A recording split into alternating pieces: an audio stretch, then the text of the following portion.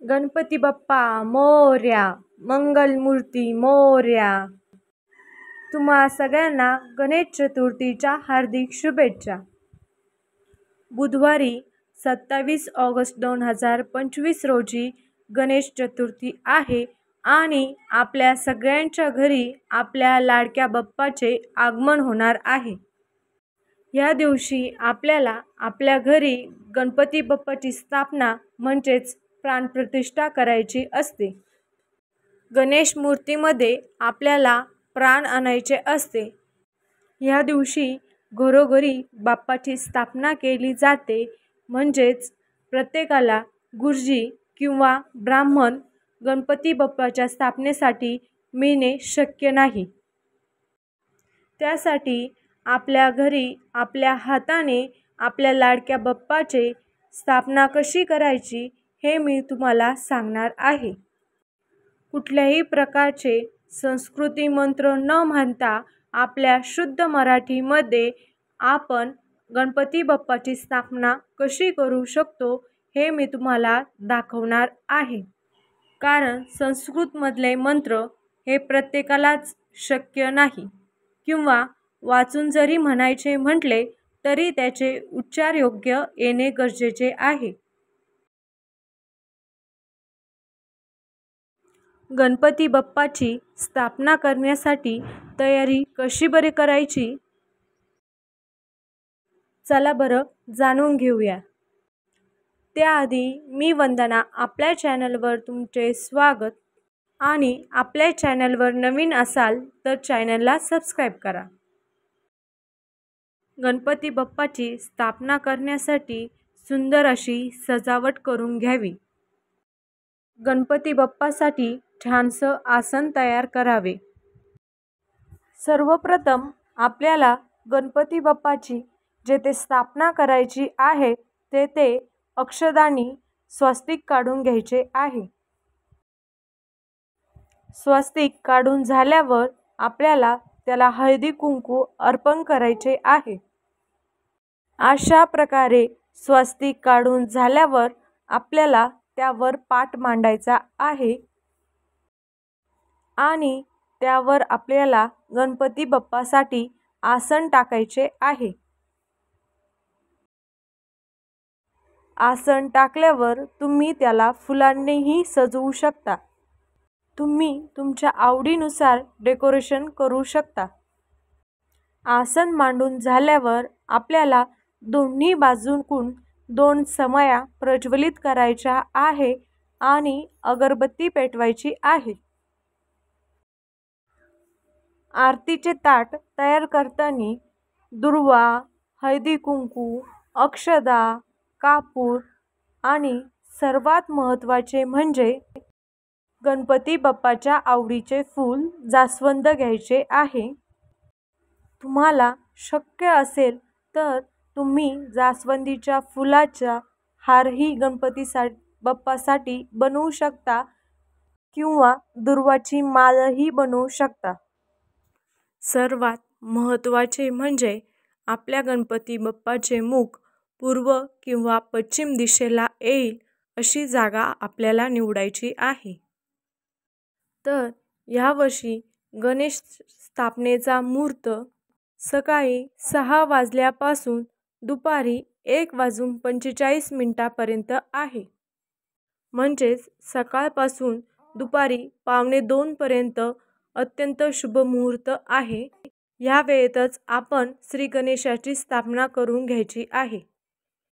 आणि गणपती बाप्पाची मूर्ती कधीही आपल्याला शांततेत विराजमान करायची नसते. तर गणपती बाप्पा मोरया, मंगलमूर्ती मोरया ह्या जल्लोषात गणपती बाप्पाची स्थापना करायची आहे.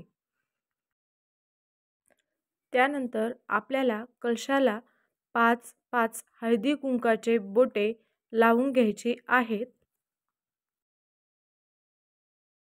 आणि त्यानंतर कलशामध्ये आपल्याला 1 सुपारी आणि 1 नाणं टाकायचे आहे. कलश पाण्याने भरून घेतल्यानंतर त्यात आपल्याला 5 आंब्याची पाने ठेवायची आहे आणि त्यानंतर त्यावर नारळ ठेवायचे आहे. आणि गणपती बाप्पाच्या उजव्या हाताला आपल्याला कलशाची स्थापना करायची आहे. त्यासाठी खाली थोड्याशा अक्षता टाकायच्या आहे आणि त्यावर स्थापना करायची आहे. तसेच आपल्याला दिव्याचीही पूजा करायची आहे आणि आपण पूजेसाठी घेतलेल्या घंटाचीही आपल्याला पूजा करायची आहे. तसेच त्यानंतर आपल्याला 2 विड्याची पाने घ्यायची आहे. त्यावर अक्षदा आणि सुपारी ठेवायची आहे. त्यानंतर त्यांना हळदी कुंकू वाहून आपल्याला त्यांचीही पूजा करायची आहे. तसेच त्यानंतर आपल्याला नैवेद्यासाठी 5 फळेही घ्यायची आहेत आणि सर्वात आवडते म्हणजे गणपती बाप्पाचे प्रिय मोदकही आपल्याला अर्पण करायचे आहे. तसेच आमच्या भागात गणपती बाप्पाला खिरापतीचाही नैवेद्य दाखवला जातो. तुम्हाला मोदक बनवणे शक्य नसेल तर तुम्ही लाडूही नैवेद्यासाठी वापरू शकता. आपण बाजारातून जेव्हा मूर्ती आणतो तेव्हा ती मूर्ती मातीची किंवा प्लॅस्टर ऑफ पॅरिसची असते. त्यामुळे त्यावर अभिषेक करणे शक्य नाही आणि ही मूर्ती असते मातीची. त्यासाठी आपल्याला त्यामध्ये प्राणप्रतिष्ठा करायची असते. तेव्हाच त्या मूर्तीमध्ये देवत्व निर्माण होते. त्यासाठी सर्वप्रथम आपल्या हातामध्ये पाणी घ्यायचे आहे. त्यात अक्षदा टाकून आपल्याला गणेशाच्या पूजेचा संकल्प करायचा आहे. संकल्प करताना आपले नाव, गोत्र, गाव याचाही उच्चार करावा आणि आपण घरच्या घरी पूजा करणार आहोत असा संकल्पही करावा आणि पाणी ताम्हणामध्ये सोडून द्यावे. तसेच गणरायाला आपल्याला अशीही प्रार्थना करायची आहे की ह्या मूर्तीमध्ये तू प्राणप्रतिष्ठा कर आणि आमच्यावर तुझी कृपा कर. कुठल्याही प्रकारचे मंत्र जर येत नसतील तर अशा साध्या सोप्या पद्धतीने आपण गणपती बाप्पाची प्राणप्रतिष्ठा करू शकतो. तसेच प्राणप्रतिष्ठा करताना ओम गण गणपतये नमः ह्या मंत्राचाही आपण 11 वेळा किंवा 21 वेळा किंवा आपल्या इच्छेनुसार उच्चार करू शकतो. त्यानंतर आपल्याला गणेशाची पूजा करायची आहे.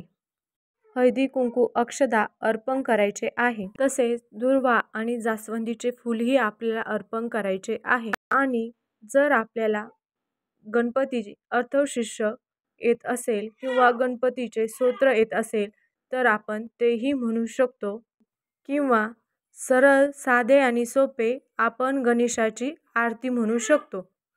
अशा प्रकारे आपण आपल्या घरच्या घरी गणेशाची प्राणप्रतिष्ठा करू शकतो.